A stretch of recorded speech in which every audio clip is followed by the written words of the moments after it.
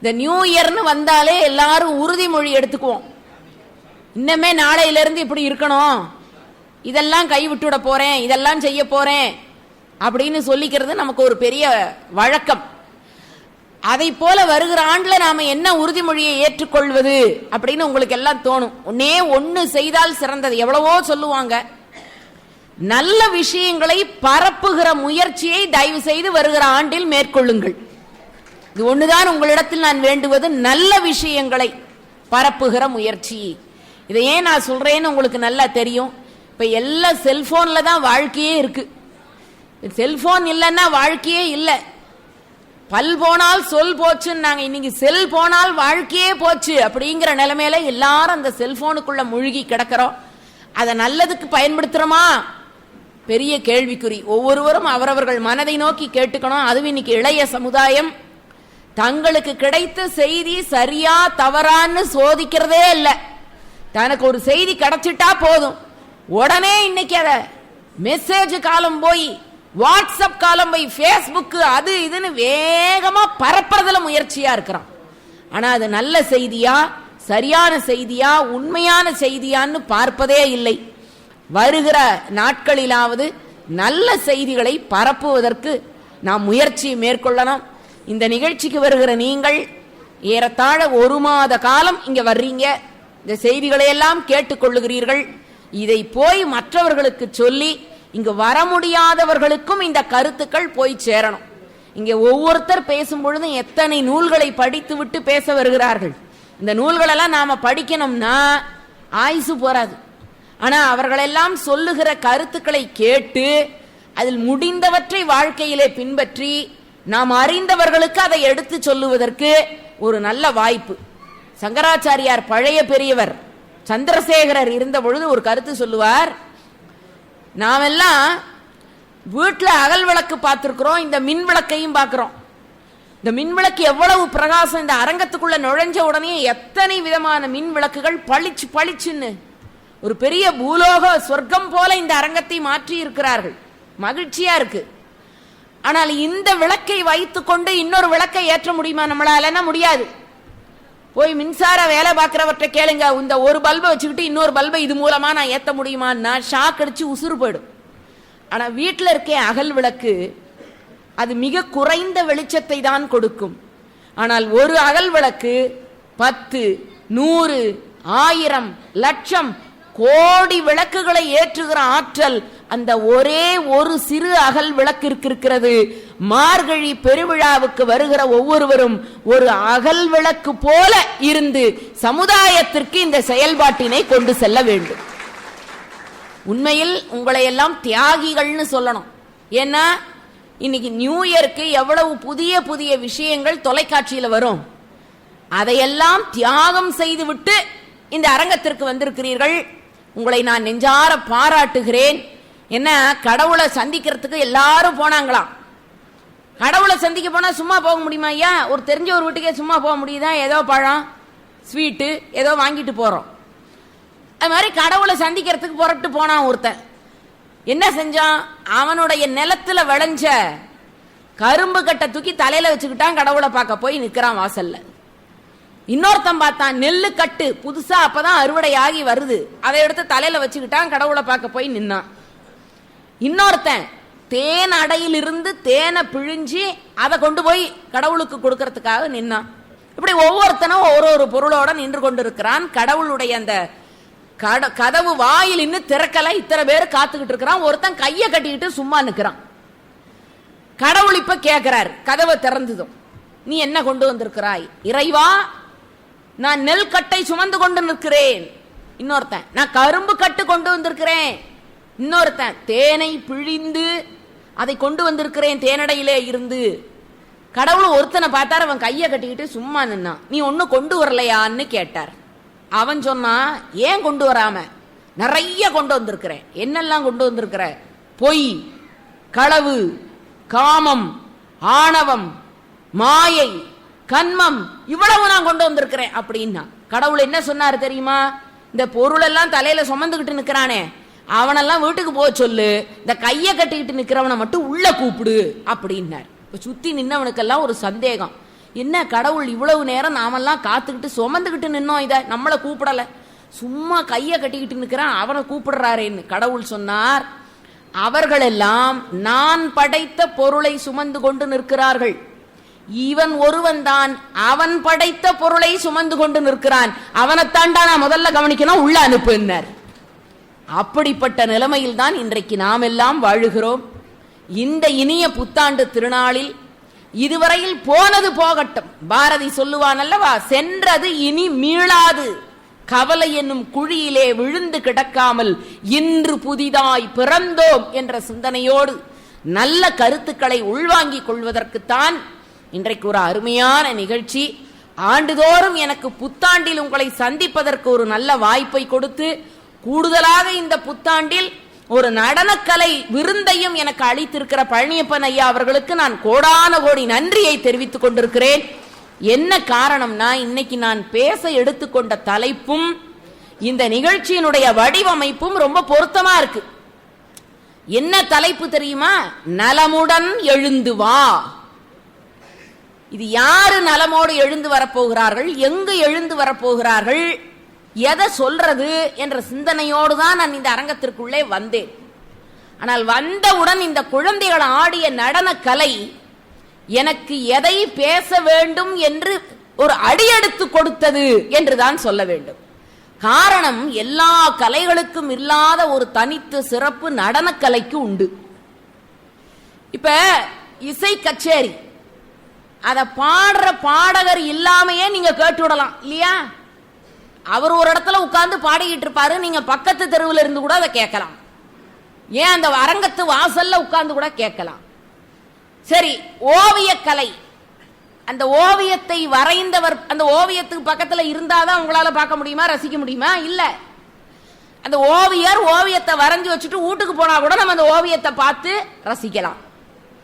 சிற்பக்கலை, மாமல்லபுரத்து சிற்பங்கள், சோழர்கால கட்டடக்கலை சிறப்பு, இந்த கலை அம்சங்களை எல்லாம் கொடுத்த சிற்பிகள் இன்றைக்கு வாழுகிறார்களா?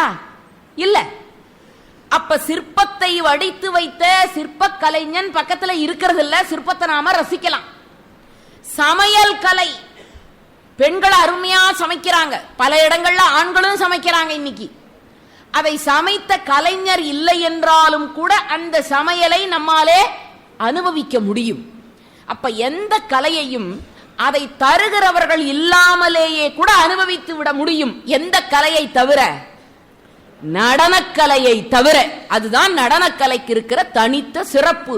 நடனக்கலையை அதை வழங்குகிற கலைஞர் இல்லாமல் அந்த கலைஞனையும் அந்த கலையையும் உங்களால் இரண்டாக பிரிக்கவே முடியாது.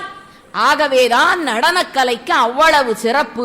இறைவன் பார்த்தான், நான் வேறொரு கலை வடிவத்தை எடுத்தால் என்னையும் கலையையும் தனியாக பிரித்து விடுவாய், நான் என்றைக்கும் பிரியாமல் உன் முன் தோன்ற வேண்டும் என்றால் நடன கலைஞனாக நான் இருந்தால்தான் நீ என்னை அனுதினமும் காண்பாய் என்ற காரணத்தினால் ஆடல் வல்லானாக, நடனக்கலை ஆடுபவனாக, நடராஜ பெருமானாக இறைவனே நடனக்கலையை தேர்ந்தெடுத்தார்.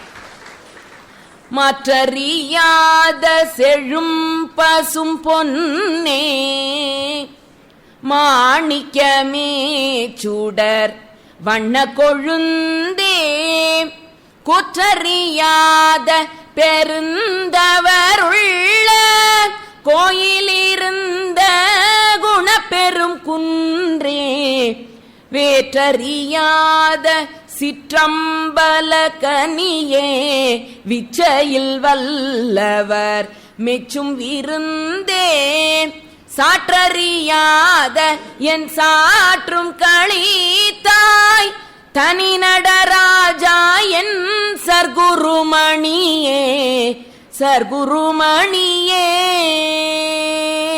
வள்ளல் பெருந்தகை நடராஜ பெருமான அந்த ஒரு பாடலிலே கொண்டு வந்து அற்புதமாக வைத்தார். அப்படிப்பட்ட நடனக்கலையினை நாம் பார்த்து முடித்து நலமுடன் எழுந்து வா என்ற சொற்பொழிவுக்காக நாம் அமர்ந்திருக்கிறோம். எது உலகத்திலேயே பக்திக்கு விளக்கமாக இருக்கக்கூடிய ஒரு காப்பியம், தொண்டுக்கு அடிப்படையாக இருக்கக்கூடிய காப்பியம் ராமாயணம். உலகத்திலேயே அறத்தை வலியுறுத்தக்கூடிய காப்பியம் மகாபாரதம். உலகத்திலேயே பக்தியின் உயர்வை சொல்லுகிற காப்பியம் கந்த புராணம். உலகத்திலேயே அடியார்களுடைய பெருமையை வெளிப்படுத்துகிற புராணம் பெரிய புராணம். ஆனால் உலகத்திலேயே ஆண்டவனுடைய திருவிளையாடல்களை உலகத்திற்கு எடுத்து தருகிற ஒரு புராணம் இருக்கும் என்றால் அதுதான் திருவிளையாடல் புராணம். மேடையிலே அதிகம் பேசப்படாத புராணம். ராமாயணம் தெரிந்த அளவுக்கு நமக்கு மகாபாரதம் தெரியாது. பெரிய புராணம் அறிந்த அளவுக்கு நமக்கு திருவிளையாடல் புராணம் தெரியாது. திருவிளையாடல் புராணத்தை எழுதியவர் யார் தெரியாது. பரஞ்சோதி முனிவர் என்பவர் இயற்றிய திருவிளையாடல் புராணம் சமுதாயத்தில் ஆண்டவன் எளிமையாக மண்ணுலகத்திற்கு வர முடியும், வந்து நம்மோடு பழகுவான், கலந்து உரையாடுவான், உறவாடுவான் என்பதை சமுதாயத்திற்கு உணர்த்திய ஒரு ஒப்பற்ற புராணம் தான் திருவிளையாடல் புராணம். அந்த திருவிளையாடல் புராணத்தை ஒரு பெரிய பனைமரத்தினுடைய வடிவத்தை ஒரு சின்ன பனித்துளியில காட்டுற மாதிரி இன்னைக்கு நான் உங்களுக்கு காட்டப் போகிறேன். மேற்கொண்டதை பற்றி கொண்டு தொடர்ந்து செல்ல வேண்டியது உங்களுடைய பொறுப்பு. உங்களையெல்லாம் இப்ப சேலத்திலிருந்து பத்திரமா நான் மதுரைக்கு கூட்டிக்கிட்டு போக போறேன். உங்களுக்கெல்லாம் விருப்பம் இருக்கும்னு நினைக்கிறேன். நீங்க காசெல்லாம் கொடுக்கவே வேண்டாம். பேருந்து தயாரா இருக்குது. எல்லாரும் வேகமா வந்துடலாம். எல்லாருக்கும் வீடு உண்டு, எல்லாருக்கும் சீட்டு உண்டு. யாரும் கவலைப்பட வேண்டாம். மதுரைக்கு உங்களை எல்லாம் அழைத்து சென்று மறுபடியும் கொண்டு வந்து பத்திரமா சேலத்துல நான் விட்டுடுவேன் என்ற உறுதியை உங்களுக்கு தருகிறேன். இந்த முதல் நாள் ஆங்கில புத்தாண்டு திருநாளில் நாம் எல்லாம் மதுரை எம்பதியை நோக்கி நாம் புறப்பட இருக்கிறோம். அந்த மதுரைக்கு இருக்கிற சிறப்பு, மற்ற ஊரிலெல்லாம் ஆண்டவன் நடந்து வந்தான், மதுரையில் மட்டும்தான் ஆடி திருவிளையாடல் செய்து வந்தான். அப்படிப்பட்ட பெருமை மிகுந்த மண் அந்த மதுரை மண். அந்த மதுரைக்கு இருக்கக்கூடிய சிறப்பு, பாண்டி திருநாடு, சோழவள நாடு, சோறுடைத்து. சோறுன்னா என் பையன் சொல்றான் சோறுன்னா சாப்பாடு, அது மட்டுமா? சோறுன்னா முக்தின்னு அர்த்தம். முக்தி என்றால் வீடு பெற்று நிலை, இறைவனை அடையக்கூடிய கோயில்கள் அதிகம் இருக்கிற நாடு சோழ நாடு. அதனால சோழ நாடு சோறுடைத்துன்னா. சேர நாடு வேழமுடைத்து. இன்னைக்கு சேர நாடுங்கிறது கேரள பகுதி, வேழம்னா யானை. அப்ப சேர நாடு வேழமுடைத்து, பாண்டி நாடு முத்துடைத்து. அப்படிப்பட்ட சிறப்பு பொருந்திய பாண்டிய நாடுனா எது என்பதை இன்னைக்கு பெரிய கேள்விக்குறியா இருக்கு. நம்மளுக்கெல்லாம் தெரிஞ்ச வரைக்கும் பாண்டிய நாடுனா மதுரை ஒண்ணுதான் நினைக்கிறோம், இல்லையா? திருவிளையாடல் புராணத்துல முதல் பாடலிலே பரஞ்சோதி முனிவர் பதிவு செய்கிறார், எதிரா பாண்டி நாடு. பாண்டி நாடு என்பது இன்றைக்கு இருக்கக்கூடிய எத்தனை ஊர்களை உள்ளடக்கியது? 14 ஊர்களை உள்ளடக்கிய பகுதியைத்தான் பாண்டி நாடு என்று சொன்னார். என்னென்ன ஊரு? கவனமா, இப்ப பேருந்து தயாரா புறப்பட்டாச்சு. ஒவ்வொரு ஊராக பாண்டி நாட்டினுடைய ஊர்களை எல்லாம் நாம் தரிசிக்க இருக்கிறோம். பாண்டி நாடு என்பது 14 ஊர்களை அடக்கிய பகுதி பாண்டி நாடு. எப்படி பாட்டு பிறக்கிறது? பரஞ்சோதியார் எழுதினார், கூடல் புனல் வாயில் குற்றாலமாப்பனூர், கூடல் புனவாயில் குற்றாலம் ஆப்பனூர், ஏடகம் நெல்வேலி, ஏடகம் நெல்வேலி ராமேசம் மாடனை, தென்பரங்குன்றம் சுழியல், தென்பரங்குன்றம் சுழியல், தென் திருப்புத்தூர் காளை, தென் திருப்புத்தூர் காளை, வன்கொடுங்குன்றம் பூவனம். இந்த 14 ஊர்களை பட்டியலிட்டு கொண்டே வருகிறார். முதல் ஊர் என்ன? கூடல். கூடல்ங்கிறது மதுரை மாநகரத்தை குறிக்கும். மதுரை தான் தலைமை பகுதி பாண்டி நாட்டிற்கு. அந்த மதுரை பாண்டி நாட்டிற்கு முகத்தை போல அமைந்தது. அடுத்து தொடங்கினார். அடுத்த ஊர் எதிரானா புனவாயில், திருப்புனவாசல் என்று இன்றைக்கு நாம் அதை குறிப்பிடுகிறோம். இந்த புனல் வாயிலுக்கு அடுத்த ஊர் என்னடான்னா அற்புதமான திருக்குற்றால ஈஸ்வரன் அமர்ந்திருக்கக்கூடிய திருக்குற்றாலம். அதற்கு அடுத்த ஊர் திரு ஆப்பனூர். திரு ஆப்பனூரை கடந்து திருவேடகம் சுவாமி மலை என்று இன்றைக்கு நாம் அழைக்கின்றோம். ஏடு ஏறி வந்த இடம் திரு ஏடகம். அதற்கடுத்து காந்திமதி உடனுரை நெல்லையப்பர் விளங்குகிற திருநெல்வேலி. அதனைத் தொடர்ந்து காசி முதல் மக்கள் எல்லாம் படையெடுத்து வருகிற ராமேஸ்வரம். ராமேஸ்வரம் பாண்டி நாட்டு திருக்கோயில். அதற்கு பக்கத்திலே வந்தால் திருவாடனை. அதனை தாண்டினால் முருகப்பெருமான் வீற்றிருக்கிற தென் திருப்பரங்குன்றம். அதற்கு அடுத்ததாக சுழியல், திருச்சுழியல், திருச்சுழி என்று இன்றைக்கு நாம் கூறுகிறோம். அதற்கு அடுத்ததாக தென் திருப்பத்தூர். ஏன் வடக்கு பகுதியில் ஒரு திருப்பத்தூர் இருக்கிறது வேலூர் பக்கத்துல, அதனால கவனமா பரஞ்சோதியார் போட்டார் தென் திருப்பத்தூர். அதனை கடந்து வந்தால் காளையார் கோவில். அங்கிருக்கக்கூடிய கோயில், அங்கே மருது சகோதரர்கள் மருத மரத்தை கட்டி அணைத்து ஆங்கிலேயர்களிடத்தில் இருந்து பாதுகாத்த அற்புத வரலாறு நடந்த மண் காளையார் கோயில். அதற்கடுத்ததாக கொடுங்குன்றம். அதனையும் தாண்டி திருப்பூவனம் என்று சொல்லக்கூடிய இந்த 14 ஊர்களைத்தான் பாண்டி திருநாடு என்று நம்முடைய முன்னோர்கள் சொன்னார்கள். சான்றோர் பெருமக்களே, நம்மிடத்தில் இருக்கக்கூடிய பெரிய சிறப்பு, நம்மகிட்ட இருக்கிற புதையல் என்னன்னே நமக்கு தெரியல. நாம் நின்று கொண்டு இருக்கிற இடம் எத்தனை பாரம்பரியத்திற்கு உகந்தது. ஒரு பிச்சைக்காரன் ஒரு இடத்துல நின்று பிச்சை எடுத்துக்கிட்டே இருந்தான். 10 வருஷமா இறந்து போயிட்டான். அவனை புதைக்கிறது எங்க புதைக்கிறதுன்னு தெரியல. சரி, அவன் நின்ன இடத்துலயே புதைப்போண்டான்னு தோண்டுனானுங்க. டங்குன்னு ஒரு சத்தம். என்னடான்னு பார்த்தா ஒரு பெரிய பானை. பானைக்குள்ள என்னடா இருக்குன்னு எட்டி பார்த்தா தங்க காசு. அட பாவி, 10 வருஷமா இந்த இடத்துல நின்று அவன் பிச்சை எடுத்தானே, ஒரு நாளைக்கு ஒரு தடவை மண் அள்ளி இருந்தா கூட 10 வருஷத்துக்கு அந்த பானை அவனுக்கு சொந்தமாயிருக்குமே. இது மாதிரிதான் நம்மிடத்திலே இருக்கக்கூடிய சொத்து எது, நம்முடைய புதையல் எதுன்னு தெரியாமலே நாம் இந்த மண்ணிலே வாழ்ந்து கொண்டிருக்கிறோம். கடைசியில் முடிஞ்சும் போயிடுவோம். ஆனால் அத்தனை சொத்துக்களும் நம்மிடத்தில் இருக்கிறது. அதனால் சொன்னார்கள் முகம் மதுரை, கொங்கைகள் திருப்பரங்குன்றம், திருக்கொடுங்குன்றம். உந்தி, உந்தினா வயிற்றினுடைய நடுப்பகுதி, கொப்பூழ் என்று நாம் சொல்லுகிற பகுதி. அதற்கு தான் திருச்சுழியல் ஊர். வயிற்று பகுதிதான் குற்றாலம், கைப்பகுதிதான் திருவேடகம், உடல் பகுதிதான் திருப்பூவனம், தோள் பகுதிதான் வேணுவனம் என்று சொல்லி மதுரையம் பதியை ஒரு பெண்ணுக்கு உரிய உறுப்புகளாக கொண்டு பாண்டி திருநாட்டை விளக்கினார்கள். பெரியோர்களே, இதெல்லாம் நம்முடைய அடுத்த தலைமுறைக்கு கொண்டு போய் சொல்லணும்.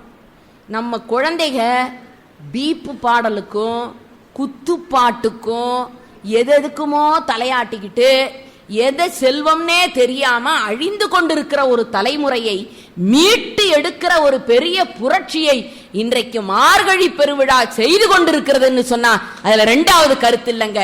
ஒரு நாள் அல்ல, 2 நாள் அல்ல, 30 நாட்களும் சான்றோர்களை அழைத்து இந்த மேடையில இந்த கருத்துக்களை சொல்லுகிறார்கள்னு சொன்னா இதற்கு இவர்கள் செலவழிக்கிற தொகையை இன்னும் கொஞ்ச நேரம் அவங்க செய்யற தொழிலுக்கு செலவழிச்சிருந்தா இத்தனை நேரம் அவங்க கோடீஸ்வரர்கள் பட்டியல்ல போய் இடம் பிடிச்சிருப்பாங்க. இந்த கோடியை விட மக்கள் மனதிலே நிறைவான கருத்துக்களை கொண்டு சேர்க்க வேண்டும் என்று கங்கணம் கட்டிக்கொண்டு போராடுகிறார்கள்னா இது அடுத்த தலைமுறைக்கு போக வேண்டாமா? அடுத்த சந்ததியினர் இதை பின்பற்றி கொண்டு நடக்க வேண்டாமா? அத்தனை சிறப்பும் இந்த புராணங்களிலே அடங்கி இருக்கிறதுன்னா எவ்வளவு பெருமை! இது மட்டும்தான் மதுரைக்கு பெருமையானா இல்ல. 64 திருவிளையாடல்களும் நடந்த இடம் மதுரை எம்பதி. அடுத்த ஒரு தனித்த சிறப்பு, எம்பெருமான் சுந்தர பாண்டியனாக ஆட்சி பீடத்திலே அமர்ந்து சிவபெருமானே ராஜாவாக இருந்து ஆட்சி செய்த மண் மதுரை. அத்தனை சிறப்பு அதற்கு. சரி, அரசனா மட்டும்தான் சிவபெருமான் இருந்தாரா? இல்ல. முதலாக சங்கப்பாடலை எழுதி புலவராகவும் இறைவன் இருந்த பெருமை மதுரையம்பதிக்கு உண்டு. மதுரைக்கு பல வேறு பெயர்கள், என்னெல்லாம் பெயர், அதை அடுத்த பாடல்ல பட்டியலிடுகிறார் பரஞ்சோதியார். நான் மாடக்கூடல். இன்னைக்கு என்ன அபார்ட்மெண்ட் கட்டி இருக்கிறோம், அந்த நூற்றாண்டிலேயே காலத்திற்கு முன்பே மாடத்திலே வீடு கட்டி வாழ்ந்த மக்கள் விளங்கிய ஊர் மதுரை. அதனாலதான் அதுக்கு பேரு மாடக்கோயில். 4 பகுதிகளிலும் மாடங்களை அமைத்துக் கொண்டு மக்கள் வாழ்ந்தார்கள். அதனாலதான் இன்னைக்கும் போய் பாருங்க, மதுரையில ஒவ்வொரு மாதத்தினுடைய பெயரையும் வீதிக்கு பெயரா வச்சிருக்கிறான். ஆடி மாதம் ஆடி வீதி, ஆவணி மூல வீதி, வடக்காவணி மூல வீதி, தெற்காவணி மூல வீதி என்று வீதிகளையும் நகரத்தையும் மிக செம்மையாக வடிவமைத்து இன்றைக்கு நீங்கள் சொல்லுகிற ஸ்மார்ட் சிட்டி திட்டத்தை அந்த நூற்றாண்டிலேயே அமைத்து காட்டியவன் தமிழன் என்று சொல்லிக்கிறது நமக்கு பெருமை இல்லைங்களா? எவ்வளவு அழகா வடிகால் வசதி வச்சிருந்தான் தெரியுமா? இன்னைக்கு ஏன் சென்னையில இவ்வளவு பெரிய கொடுமையை நாம சந்திச்சோம்? நகர அமைப்பு சரியான முறையிலே அமைக்கப்படவில்லை. மழை நீர் வந்து விழுகிறதே, அதையெல்லாம் வடிகால்களாக அமைத்த தன்மை தமிழன் உலகத்திற்கு கற்றுக் கொடுத்த தன்மை. இன்றைக்கு நீங்கள் பாலம் கட்டுகிறீர்களே, இந்த பாலம்லாம் இன்னைக்கு கட்டுறீங்க, அடுத்த மாசமே இடிஞ்சு விழுது. ஆனா அவன் கட்டின பாலம் கல்லணை இன்னமும் தலை நிமிர்ந்து நிற்கிறதே, என்ன காரணம்? பனை மரம், தென்னை மரம், அது வளைந்த தன்மையை பார்த்து பாலம் அமைக்க வேண்டும் என்ற முறையை தன் அறிவு பூர்வத்தாலே கண்டறிந்தவன் தமிழன். ஆனா அதை இன்னைக்கு யாரும் எடுத்து சொல்றதுக்கு இல்லைங்க. வெளிநாட்டிலிருந்து வந்து சொன்னால் நாம் ஏற்றுக்கொள்ளுகிறோம். தெப்பக்குளம்னு ஒரு அமைப்பை எதற்கு ஏற்படுத்தினான்னு நினைக்கிறீங்க? கோயில் என்பது மேட்டு பகுதியிலே கட்டப்பட்ட இடம். அந்த மேட்டு பகுதியிலே இருந்து தண்ணீரானது பள்ளத்தை நோக்கி வரும்.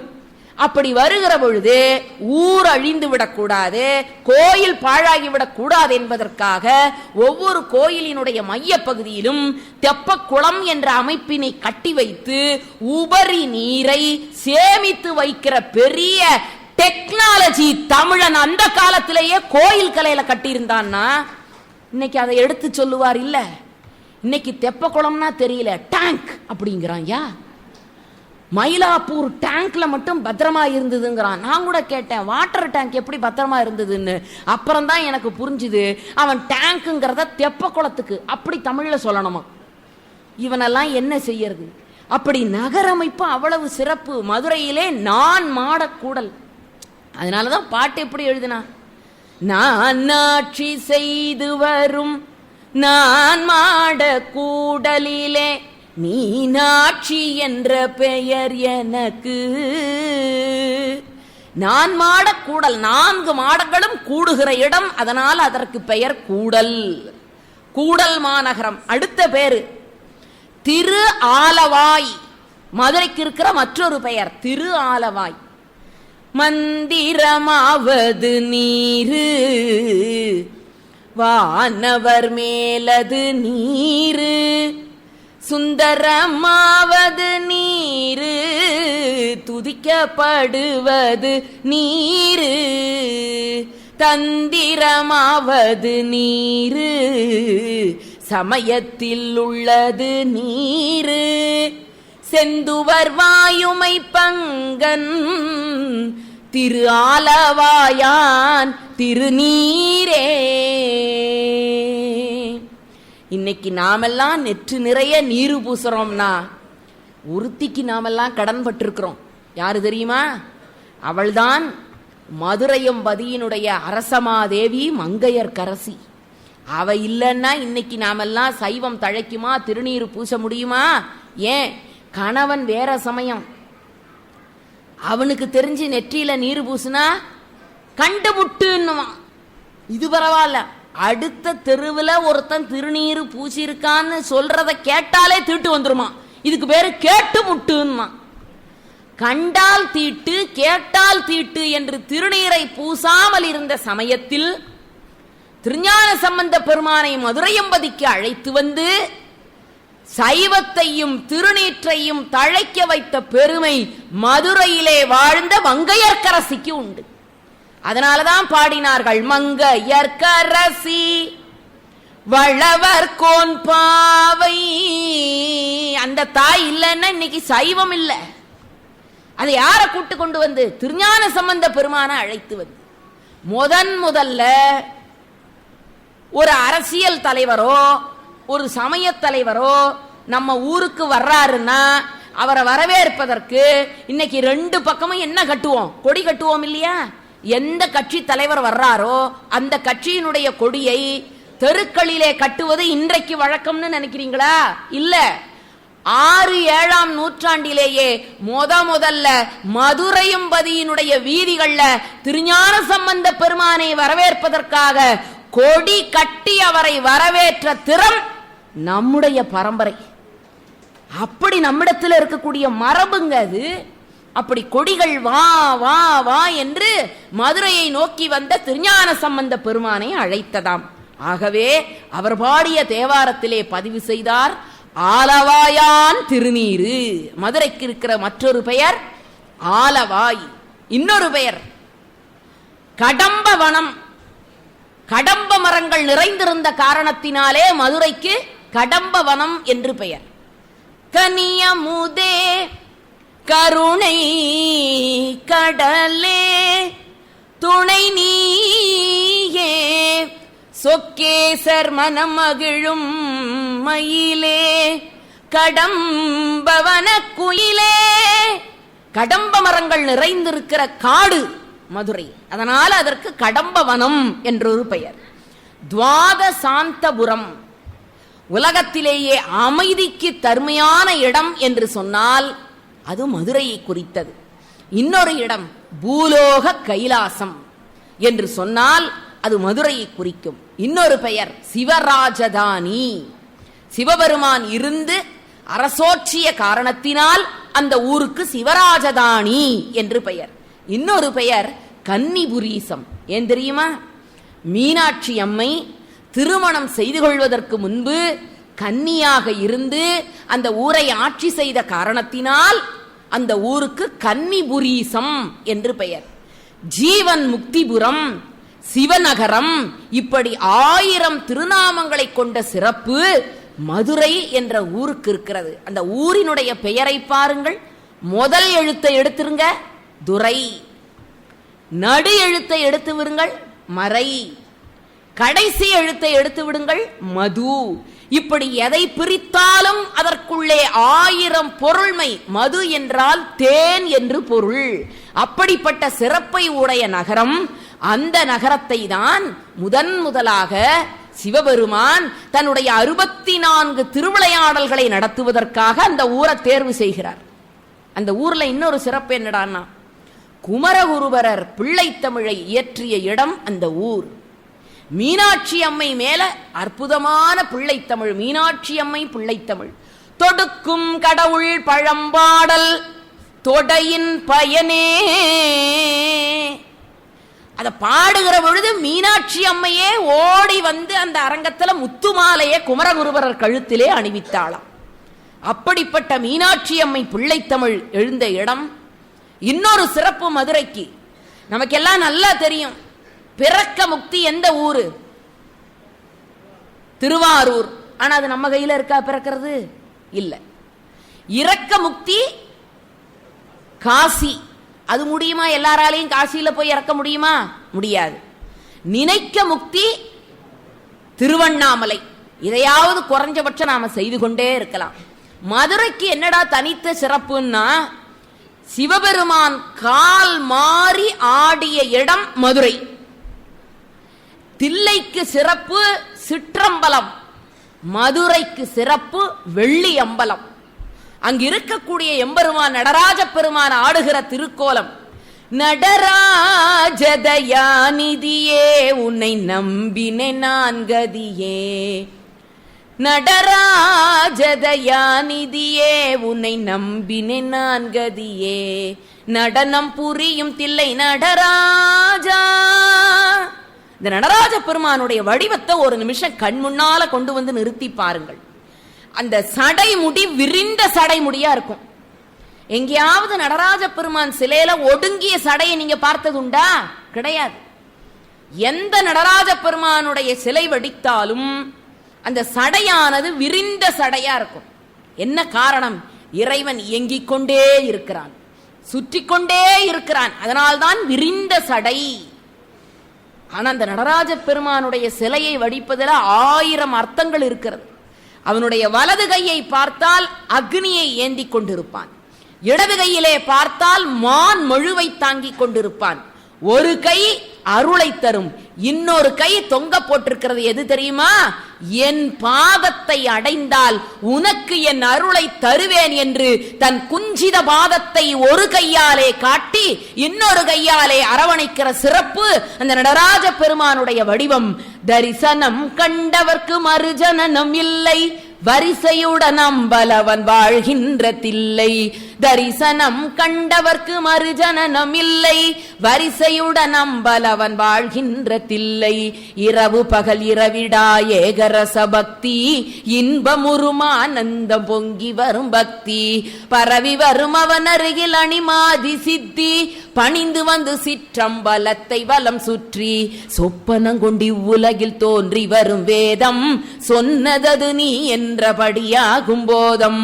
அற்புதம் மிருதங்கம் அது தாளமுரு கீதம், அனவரதம் திருநடனம் ஆடி வரும் பாதம். அல்லும் பகலோயாது அடியவர்கள் கோஷ்டி, அரஹரா என்ற மிருதவானபரை போட்டி. தில்லை வாழந்தனர்கள் கையெடுத்து கூப்பி, சிக்கனவே திரை திறந்து பரவடியை காட்டி.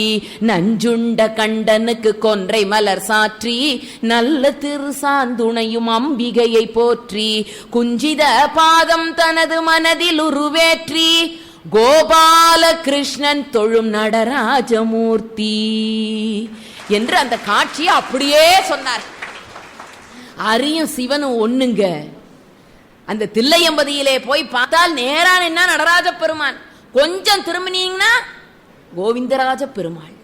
கோபால கிருஷ்ணன் தொழும் நடராஜமூர்த்தி. வீட்டில் இருக்கிற பிள்ளைகளுக்கு இந்த மாதிரி நல்ல வார்த்தைகளை நான் தழும்பேற சொல்லி தரணும்.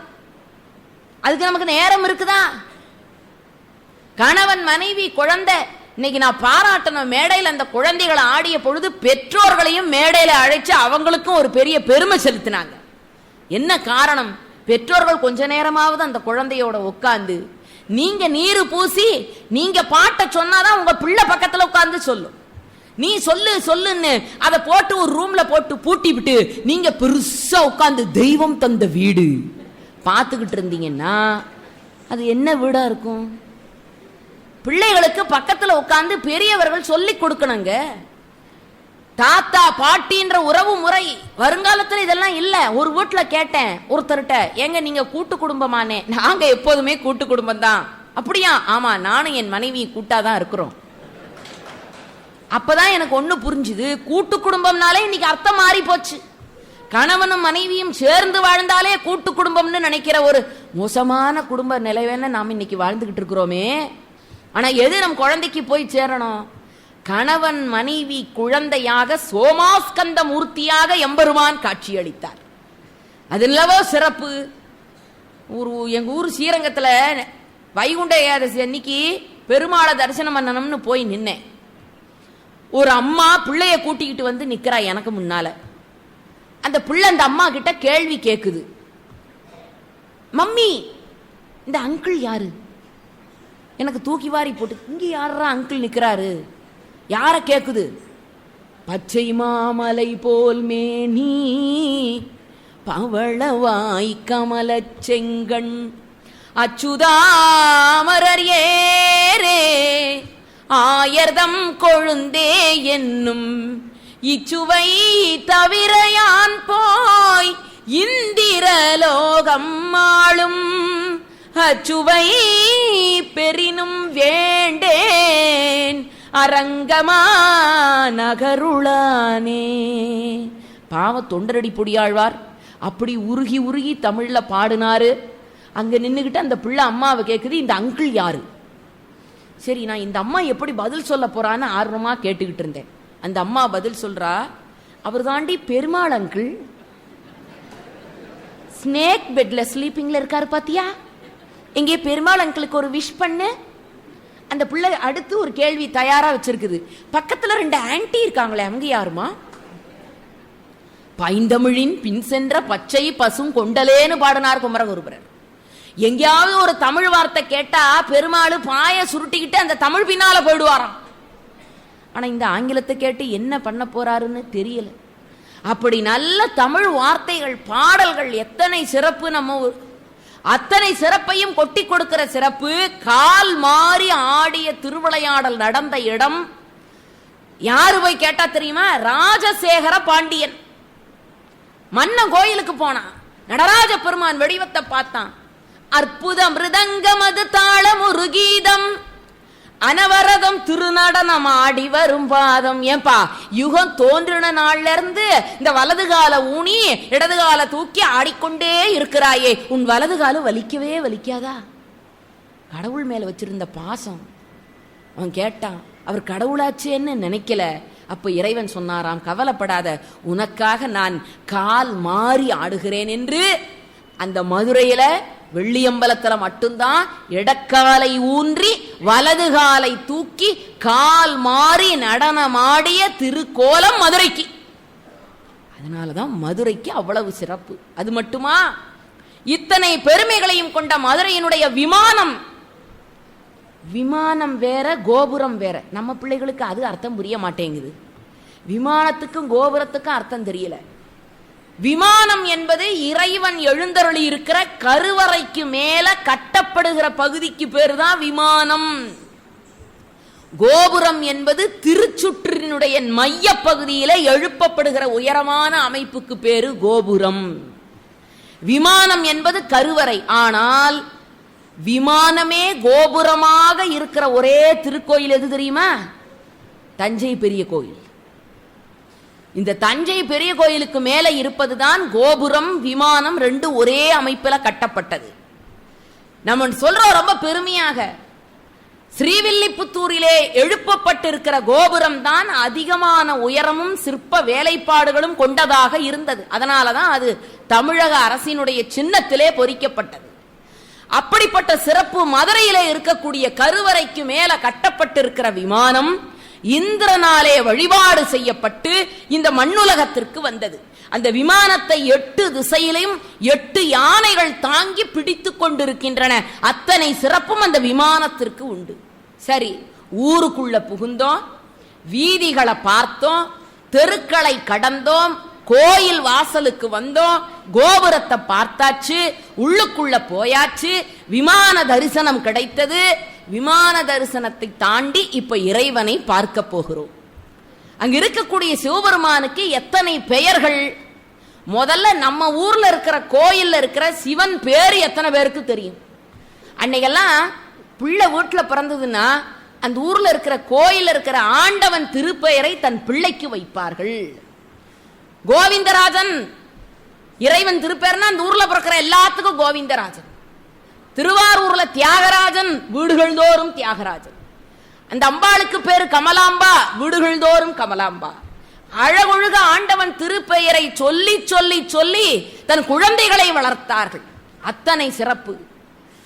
பஞ்சசந்தி விநாயகா, வரசித்தி விநாயகா, சங்குபாணி விநாயகா, வேடன் பிள்ளையாரே, கற்பக பிள்ளையாரே, முக்குருணி விநாயகா, விகடசகர விநாயகா, ஜெகன்மோகன கணபதி, உச்சி கணபதி, உச்சிஷ்ட கணபதி, ஹேரம்ப கணபதி, பஞ்சமுக கணேசா, சொல்லிக்கொண்டே வந்து வந்து வந்து ஒவ்வொரு ஊரிலும் இருக்கக்கூடிய இறைவனை அகிலாண்டேஸ்வரி சமேத ஸ்ரீ ஜம்புகேஸ்வரா, மங்களாம்பா சமேத ஸ்ரீ ஆதி கும்பேஸ்வரா, பெரிய நாயகி சமேத ஸ்ரீ பிரகதீஸ்வரா, கற்பகாம்பா சமேத ஸ்ரீ கபாலீஸ்வரா, தையல் நாயகி சமேத ஸ்ரீ வைத்தியநாதா, ஜலகண்டேஸ்வரா, காமாட்சி சமித்த உள்ளீஸ்வரா, உண்ணாமுலை அம்மன் சமேத ஸ்ரீ அண்ணாமலை கரோகரா, அண்ணாமலை கரோகரா, சிவசிதம்பரம், தில்லையம்பலம், பொன்னம்பலம், பூலோக கைலாசம் என்று ஒவ்வொரு ஊரிலும் இருக்கக்கூடிய இறைவியினுடைய பெயரை சொல்லி சொல்லி இறைவனுடைய பெயரை சொல்லுகிற பழக்கத்தை குழந்தைகளுக்கு ஏற்படுத்தணும். மட்டுவார் குழலி உடனுரை தாயுமானவன், ஏலவார் குழலி உடனுரை ஏகாம்பரேஸ்வரன். எத்தனை குழந்தைகளுக்கு இன்றைக்கு தெரிகிறது? மதுரை எம்பதியிலே இருக்கக்கூடிய ஈசனுக்கு என்ன பெயர்னு திருவிளையாடல் புராணத்துல பரஞ்சோதி முனிவர் பட்டியல் போடுகிறார். அட்டாலை சேவகன். அட்டாலை அடுதல்னா என்ன தெரியுமா? சமைத்தல்னு பேர். அதனாலதான் அடுக்களை நம் பழக்கத்தில் இருந்த சொல்லு. ஆனா இன்னைக்கு இல்ல, இன்னைக்கு கிச்சன். அடுக்களை என்பது அழகான தமிழ் சொல். அடுதல்னா சமைத்தல். அடுதலாகிய தொழிலை செய்கிற களம் அடுக்களை. அட்டாலை சேவகன். அடுத்த பேரு அடியார்க்கு நல்லான். சிவபெருமானோட பேரு. இந்த பேரை கேட்ட உடனே பல பேருக்கு ஒரு காப்பியம் ஞாபகம் வரணுமே. ஒரு கதை ஞாபகம் வந்ததா உங்களுக்கு? பொன்னியின் செல்வன் அழகான நாவல். அந்த நாவல்ல முக்கியமான பாத்திரம் யாருடான்னா அடியார்க்கு நல்லான்னு ஒருத்தன் இருப்பான். ஒரு குடுமி வச்சுக்கிட்டு குண்டா ஒரு ஆளு. இறைவனுடைய திருப்பெயர் அடியார்க்கு நல்லான். அதிர வீசி ஆடுவான். இறைவனுக்கு இருக்கிற இன்னொரு பேரு நடனமாடிக்கொண்டிருக்கிற காரணத்தினால் தென்னாடுடைய சிவனே போற்றி, எந்நாட்டவர்க்கும் இறைவா போற்றி. அதனால்தான் என் பையன்ட்ட இந்த பாட்டை சொன்னா சொல்றான், எந்நாட்டவர்க்கும் இறைவான்னு சொன்னதுனாலதான் வெளிநாட்டுக்கு திருடிட்டு போயிட்டானா நடராஜர் சிலைய. அவன் ஒரு அர்த்தம் வச்சிருக்கிறான் பாருங்க. ஏன் நீ எந்நாட்டவர்க்கும் இறைவான்னு பாடுனீங்க? ஜப்பானுக்கு இவர் தானே நடராஜ பெருமான், லண்டனுக்கு இவர் தானே ஐயா, அதனால திருடிட்டு போயிட்டான். எம்பெருமானுக்கு திருப்பெயர் அதிர வீசி ஆடுவான். அபிஷேக சொக்கன், சொக்கி போற காரணத்தினால சொக்கன். பன்னிசை சொக்கன். ஏன் இந்த எம்பெருமான் எப்பொழுதும் பாடல் கேட்கறதுல ரொம்ப இசை. சாமகான பிரியே அம்பா சர்வலோகநாயகியே தயாபரிணி சாமகான பிரியே. 10 தலை கொண்ட ராவணன் அவன் கைலாசத்தையே அலச்ச போது கூட தன் ஒரு தலையை கிள்ளி தன் உடம்பிலே இருக்கிற நரம்பினை எடுத்து அந்த தலையில பூட்டி சாமகானத்தை வாசிச்சானான். சிவபெருமானே மெய்மறந்து போனார். அவன் இசைக்கு தன்னை அடிமையாக்கி கொண்டவன். இசை தமிழ் நீ செய்த அருஞ்சாதனை நீ இருக்கையிலே எமக்கு பெரும் சோதனை. இசை தமிழ் நீ செய்த அருஞ்சாதனை. இசையாகவே நடராஜ பெருமான் விளங்கினான். 7 இசையாய், இசைப்பயனாய், இன்னமுதாய் சுந்தரர் எழுதினார். அப்படி இசைக்கு வடிவம் கொடுத்தால் அது இறைவனுக்கு வடிவம். அதனால அவருக்கு பேரு பன்னிசை சொக்கன். இப்ப இறைவனுடைய திருவிளையாடல்கள் எல்லாம் நடந்த பகுதி. அம்பாளுக்கு பேர் என்னடான்னா மீனாட்சிக்கு அபிஷேகவல்லின்னு ஒரு பேர். கொண்டை மூடி அலங்கரித்து கொஞ்சம் கிளி கையில் வைத்து, கொண்டை மூடி அலங்கரித்து கொஞ்சம் கிளி கையில் வைத்து அஞ்சனமை தீட்டி அவதரித்தாள் அந்த அழகிய மாநகர் மதுரையிலே மதுரையிலே மதுரையிலே மதுரையிலே. அழகா பிறந்தாளாம். அவ எதுக்குட முதல் திருவிளையாடல் புராணத்தை திறந்த உடனேயே மீனாட்சி அவதாரம் செய்த படலத்துலதான் காப்பியமே தொடங்குது. உண்ணும் போதும் உறங்கும் போதும் சிவன் சிந்தை, ஒன்றை எண்ணும் போதும் எழும்போதும் சிவன் சிந்தை, பேசும் போதும் பேணும் போதும் சிவன் சிந்தை, ஒன்றை பூசும் போதும் தொழும் போதும் சிவன் சிந்தை. இதுதான் உண்மையான பக்தி. சிவனுக்கு பூசை செய்யறேன்னு அடுப்புல கொதிக்கிறதா அணைச்சிரு, சின்ன பையன் வந்தானா அப்படி சொல்லிக்கிட்டு பூஜை பண்றதுல என்ன அர்த்தம் இருக்கு? மனம் ஒன்றி பூஜை செய்யணும். மீனாட்சி அம்மை திரு அவதாரம் செய்த பொழுது அவளுக்கு 3 மார்பகங்கள் இருந்தன. மலையத்துவசன், காஞ்சன மாலை அவளை பெற்றெடுத்த தாய் தந்தையர். காஞ்சன மாலைக்கு ஒரு சின்ன சந்தேகம், என் பெண்ணுக்கு திருமணம் ஆகணுமே. இந்த பெண்களுக்கு எப்போதுமே இந்த ஒரு கவலை, நான் வயிற்றுல நெருப்ப கட்டிக்கிட்டு இருக்கிறேன், ஒரு பொண்ணுக்கு 15-16 வயசு ஆயிடுச்சுன்னா போதும், எல்லா தாய்மார்களும் இதை சொல்லிடுவாங்க, நான் வயிற்றுல நெருப்பை கட்டிக்கிட்டு இருக்கிறேன், வயிற்றுல நெருப்பை கட்டிக்கிட்டு. கடைசியில் இந்த வயிற்றுல கட்டிக்கிட்டு இருக்கிற நெருப்பை ஒருத்தன் தலையில கட்டி விட்டுறாங்க, அது காலம் முழுக்க எரிஞ்சுக்கிட்டு இருக்குது. காஞ்சன மாலைக்கு ஒரு கவலை, என் பொண்ணு மீனாட்சி அழகா இருக்கிறா, ஆனா அவளுக்கு 3 மார்பகங்கள் அல்லவா இருக்கின்றது. அசரீரியாக இறைவனுடைய திருக்குறள் கேட்டதாம், கவலைப்படாதே, அவளுக்கு உரியவனை அவள் சந்திக்கிற பொழுது அந்த தேவையில்லாத 3வது மார்பகம் தானே மறையும். மீனாட்சி அம்மை வில் வித்தை, வேல், வாழ் அத்தனையிலும் வல்லவளாக இருக்கிறாள். ரத கஜ துரக பதாதி தேர்படை ஏந்தி கொண்டு அவள் புறப்பட்டாள் என்று சொன்னால், அந்த பாத தூளியிலே இருந்து தூசி பறக்கும், அப்படி வேகமா புறப்பட்டு மதுரையம்பதி எல்லாம் சுத்தி வந்து எல்லா இடத்திலும் திக் விஜயம் செய்கிறாள். எல்லா இடத்திலும் வெற்றி மேல வெற்றி அம்பாளுக்கு. கடைசியில புறப்பட்டு போறா கைலாசத்துக்கே. சிவபெருமானுடைய போரிடணும்னு போய் நிற்கிறா. எதிரிலே சிவனை பார்த்தவுடன் இவளுக்கு ஒரு நாணம் பிறக்கிறது. அந்த நாணத்தினுடைய விளைவால் 3வது மார்பகம் மறைகிறது. காஞ்சன மாலையும் மலையத்துவசனும் மகிழ்ச்சி அடைகிறார்கள், தன் மகளுக்கு அற்புதமான திருமணம் நடக்கப் போகிறது என்று.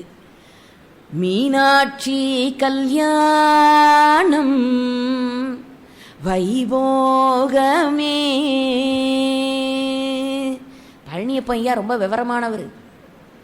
வருஷம் முதல் நாளே ஒரு வைபோக திருமணத்தை நடத்துறதுக்கு எனக்கு ஒரு வாய்ப்பை கொடுத்திருக்கிறார் இல்லையா. ஆண்டு முழுக்க வைபோகம் தான் ஐயா. கொத்தோடு வாழைகளை கொண்டு வந்து நிறுத்தி மீனாட்சி அம்மனுக்கு பூப்பந்தல் போட்டு முத்து முத்தாய் கோலமிட்டு குத்து விளக்கேற்றி அங்க ஓடுறாங்க மக்கள், இங்க ஓடுறாங்க. யாருக்கு கல்யாணம்? மீனாட்சிக்கு கல்யாணம். மாலை மாற்றினாள் கோதை, மாலை மாற்றினாள் மாலரங்கன் மதிலரங்கன் மார்பில் சூடி மாலையை மாலை மாற்றினாள் மீனாட்சி மாலை மாற்றினாள். இடையில யாரு நிக்கிறா? அண்ணன் ரங்கன் நிக்கிறான். தங்கச்சி கைய பிடிச்சி அது சொக்கநாதர் கையில கொடுத்து நீரை தாரை வார்த்து கொடுத்து மீனாட்சி திருக்கல்யாணம் மிகச் சிறப்பாக நடந்தது. அதனாலதான் இன்னைக்கும் எல்லா திருமண மண்டபத்திலையும் மேடையில மீனாட்சி திருக்கல்யாணத்தை வரைந்து வைத்தோ சிலை வடிவமாகவோ வைத்து திருமணம் நடத்துவது என்பது நம்முடைய பரம்பரை மரபாக இருக்கிறது. அற்புதமா திருக்கல்யாணம் நடந்து முடிஞ்சது. கல்யாணம் நடந்தா அடுத்தது என்னம்மா? சாப்பாடு தானே முக்கியம். கல்யாண சாப்பாடு எவ்வளவு சிறப்பு வாய்ந்தது. போஜனம் செய்ய வாருங்கோ மீனாட்சி கல்யாண சொக்கேசர் உடனுரை போஜனம் செய்ய வாருங்கோ. எத்தனை பதார்த்தம்! யார் வீட்டு கல்யாணம்? சிவபெருமா வீட்டு கல்யாணம், மீனாட்சி அம்மை திருக்கல்யாணம். அத்தனை பேர் உட்கார்ந்து சாப்பிடுறாங்க மலை போல. சாப்பாடெல்லாம் முடிஞ்சுது. மீனாட்சி அம்மை சிவபெருமான் பக்கத்துல வந்து நின்னா. எப்போதுமே இந்த பிறந்த வீட்டை பத்தி பெருமையா பேசிக்கிறது பொம்பளைங்களாகிய எங்களுக்கு பழக்கம். அந்த பழக்கம் மீனாட்சி அம்மைக்கும் உடலை. அவ சொன்னா, சிவபெருமா என்ன விஷயம்னாரு. ஒன்றும் இல்லை, ஒரு 1000 பேர் 1000 பங்கு சமைச்சு வச்சோம், அதில் ஒரு பங்கு தான் செலவாயிருக்கு. அப்படின்னா என்ன அர்த்தம்?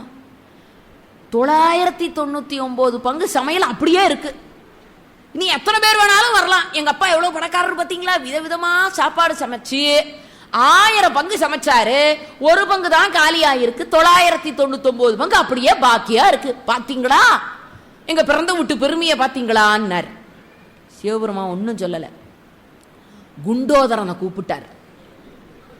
இந்த குண்டோதரன் கேட்கிற சாப்பாடை மட்டும் போதும், அதை மட்டும் நீ செய்யினார். மீனாட்சிக்கு சிரிப்பு தாங்கல. சுவாமி, 1000 பங்கு தயார் செய்த என் தந்தை ஒரு பங்கு மட்டும்தான் செலவு செஞ்சிருக்கிறாரு, 999 பங்கு உணவு காலியா இருக்குங்கிறேன். நீங்க இத்தினூண்டு குண்டோதரனை அனுப்பி இவனுக்கு சோறு போட சொல்றீங்களேன்னார்.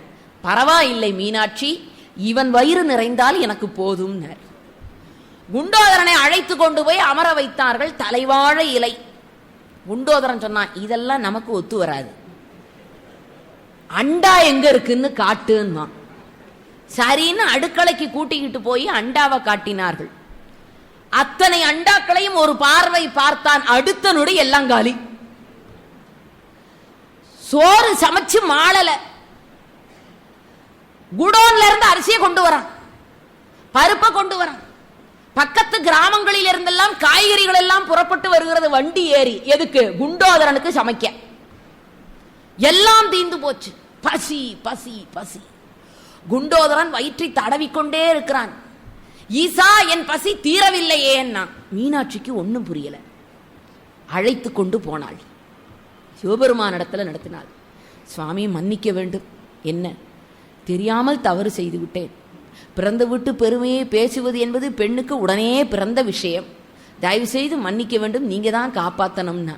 அப்பொழுதுதான் ஈசன் அன்னபூரணியை மனதிலே நினைத்து கொண்டு ஒரு குழியை உருவாக்கி அந்த குழியிலே சாதத்தை வடித்து கொட்டச் சொல்லி நல்ல பசுந்தயிரினை ஊற்றி அதை உருண்டையாக்கி ஒரு கவளம் எடுத்து அந்த குண்டோதரன் கையில கொடுத்தாரு. அதை சாப்பிட்டான். தயிர் சாதம் வயிறு நிரம்பியது. ஈசா, என் பசி தீர்ந்ததுன்னா. அதனாலதான் இன்னைக்கும் கடைசியா ஒரு தயிர் சாதம் சாப்பிடணும்னு நம்முடைய முன்னோர்கள் அவ்வளவு அருமையா சாப்பாட்டுல நிறைவு வரணுங்கிறதுக்காக. ஆனா பல பேர் தயிர் சாதத்தை முடிச்சுட்டு மறுபடியும் முதல்ல இருந்து ஆரம்பிப்பான். பார்த்திருக்கீங்களா? அவனெல்லாம் திருத்தவே முடியாது. மறுபடியுமா? இன்னைக்கும் அந்த அன்னக்குழி மதுரை எம்பதியிலே மீனாட்சி அம்மன் திருக்கோயில்ல அன்னக்குழி இருக்கு. அன்னக்குழி அமைத்த படலம்னே எழுதியிருக்கிறாரு திருவிளையாடற் புராணத்துல. அப்படி அருமையான புராணம் ஐயா திருவிளையாடற் புராணம். அதுல உங்களுக்கு ஒரே ஒரு கதையத்தான் நான் சொல்லணும்னு இந்த தலைப்பை நான் கொடுத்தேன். என்ன தலைப்பு தெரியுமா? நலமுடன் எழுந்து வா. இப்ப நீங்க எந்த புராணத்தை நோக்கி நான் போறேன்னு உங்களுக்கு தெரிஞ்சிருக்கும். அறிந்தவர்கள் அறிந்து கொண்ட செய்தி. 64 திருவிளையாடல் நடந்த இடம். அதுல ஒரே ஒரு கதையத்தான் உங்களுக்கு சொல்ல போறேன். வங்கிய பாண்டியன் ஒரு மன்னன். இந்த வங்கிய பாண்டியன், வங்கின்னா கையில போட்டுக்கக்கூடிய ஒரு அணிகலன், வங்கியம்னா ஒரு இசைக்கருவி. அந்த வங்கிய சூடாமணி பாண்டியனுக்கு ஒரு ஆசை. தன்னுடைய மதுரையம்பதியில செண்பக தோட்டம் அமைக்கணும்னு ஆசை. செண்பக பூ பார்த்திருக்கிறீர்களா? மனம் அதிகமாக இருக்கும். அந்த செண்பக தோட்டத்தை அமைக்க வேண்டும்னு ஆசைப்பட்டான் மன்னன்.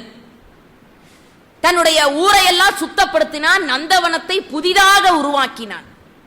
எங்க பார்த்தாலும் மணக்க மணக்க செண்பகம். இந்த தென்றல் என்ன செய்தா, அந்த பூந்தோட்டத்துக்குள்ள போயிட்டு வந்ததனால தென்றல் மணக்க மணக்க அவ்வளவு மகிழ்ச்சியா இருந்ததா மதுரை. மதுரையில எங்க திரும்பினாலும் அந்த செண்பக பூவினுடைய வாசத்தை தாங்கிய தென்றல். அதனாலதான் சிலப்பதிகாரத்துல கோவலன் இரவு பொழுதுல கண்ணகியை அழைத்து கொண்டு பூம்புகார்ல இருந்து புறப்பட்டு மதுரைக்கு வருகிற வழியில கேப்பா கண்ணகி, மதுரை வந்து விட்டதா அத்தான் அப்படின்பா.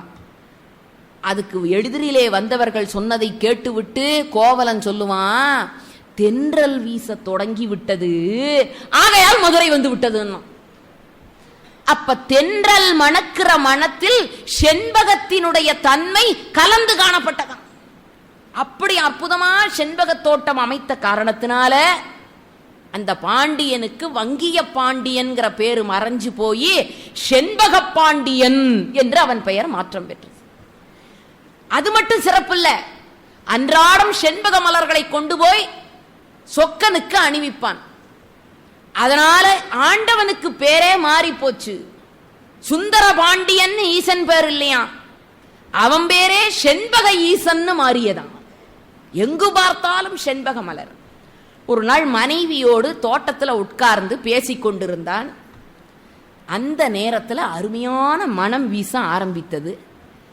அங்கு பார்த்தான் இங்கு பார்த்தான், இவனால எங்கிருந்து இந்த மனம் வந்ததுன்னு கண்டுபிடிக்கவே முடியல. அப்பொழுதுதான் மனைவியினுடைய கூந்தலிலே இருந்த அந்த செண்பக மனம் வீசினதை பார்த்தான். அன்னைக்கெல்லாம் பெண்களுக்கு கூந்தல் அவ்வளவு நீளம் இருந்தது. அந்த கூந்தலை விரித்து விட்டால் தரை வரை தொங்கும். ஆனா இன்னைக்கு அப்படிதான், பிரிச்சு விட்டோம்னா தலையோட விழுந்துருது. அன்னைக்கு பாடினால கார்குழலை ஏன் படைத்தாய் கன்னியிளமானே, காளையரை கட்டுதற்கோ கன்னியிளமானே. பானுமதி அம்மா பாடுவாங்க, எதுக்குடா பெண்களுக்கு கூந்தல் இவ்வளவுன்னா காளையவே கட்டுற அளவுக்கு கூந்தல் இருந்தது. இன்னைக்கு கார்குழலில் உலகை கட்டிவிட ஆசை. ரப்பர் பேண்ட்ல எங்களால கட்ட முடியல, எங்களுக்கு இல்ல தெரியும். அன்னைக்கு கார்குழல் 5 வகையா தலைய பிரிச்சு பின்னி இருக்கிறாங்க. இன்னைக்கு ஒரு பின்னலுக்கே முடியல. பள்ளிக்கூடம் படிக்கிற வரைக்கும் ரெட்ட பின்னல் பரவாயில்ல. ஆனா அந்த காலத்துல கூந்தலை 5 வகையாக பிரித்து அழகம்னு பேர். 5 வகையாக கூந்தலை மனம் செய்து கொண்டு மனைவி அரசி பக்கத்துல உட்கார்ந்து இருக்கிறா. செண்பக பாண்டியனுக்கு இப்பதான் தோன்றியது இந்த கூந்தலிலே இருந்து மனம் வந்ததுன்னு. அப்பொழுதுதான் மனைவி இடத்திலே பார்த்து கேட்டான் ஒரு கேள்வி, உன் கூந்தலில் மட்டும் எப்படி இவ்வளவு மனம் வீசியதுன்னு கேட்டான். அவள் சொன்னாள், அத்தான் இது என்ன அதிசயம், பூக்களை தொடர்ந்து சூடிக்கொள்ளுகிற காரணத்தினால் என் கூந்தலிலே இருந்து இப்படிப்பட்ட மனம் வீசுகிறது, அவ்வளவுதான். அவ பரவாயில்ல, அன்னைக்கு மனைவிங்கிறவ அவ்வளவு அழகா பதில் சொல்ல கத்துக்கிட்டு இருக்கிறா. ஆனா இன்னைக்கு அப்படி இருக்குதா? ஒரு சின்ன பொடி பையன் அப்பாட்ட போய் கேட்கிறான், அப்பா இந்த பலூனை கொஞ்சம் ஊதி கொடுங்கப்பா. அப்பா சொல்றார், அம்மாட்ட கொண்டு கொடுறா, அவதான் சின்னதெல்லாம் பெருசா ஊதுவா போ. இவன் எதை ஊத சொல்றான், அப்பா எதை ஊத சொல்றாருன்னு பார்த்து சின்ன விஷயம்.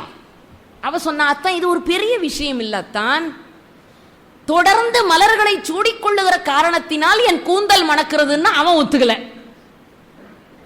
உடனே அரசவைக்கு நடக்கிறான், அறிவிப்பு கொடுக்கிறான், பெண்களினுடைய கூந்தலுக்கு இயற்கையிலேயே மனம் உண்டா? இன்னைய வரையில பிரச்சனை உள்ள பாட்டு.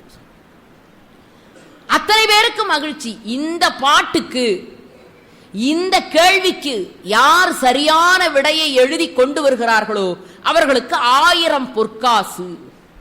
அந்த 1000 பொற்காசையும் துணியில கட்டி மண்டபத்தினுடைய வாசலிலே தொங்க விட்டு வருகிறான் மன்னன். யார் வருகிறார்களோ, பாடலை சொல்லுகிறார்களோ அவர்களை எடுத்துக்கொண்டு போகலாம்னு. இந்த அறிவிப்பை தான் தருமிங்கிற ஒரு பழமையான புலவன் கேட்கிறான். அவனுக்கு கல்யாண ஆசை ஜாஸ்தி, பொண்ணு கொடுக்க மாட்டேங்கிறாங்க, சரியான தொழிலும் கிடையாது, வறுமையின் பிடியில இருக்கிறான். அவன் சொக்கேசன்ட்ட போய் நின்னான். சொக்கா, என்ன கொஞ்சம் பார்க்க மாட்டாயா? வறுமையினுடைய வடிவமாகவே இருக்கிறேனே நான் புலவன், என்ன கொஞ்சம் பார்க்க கூடாதா?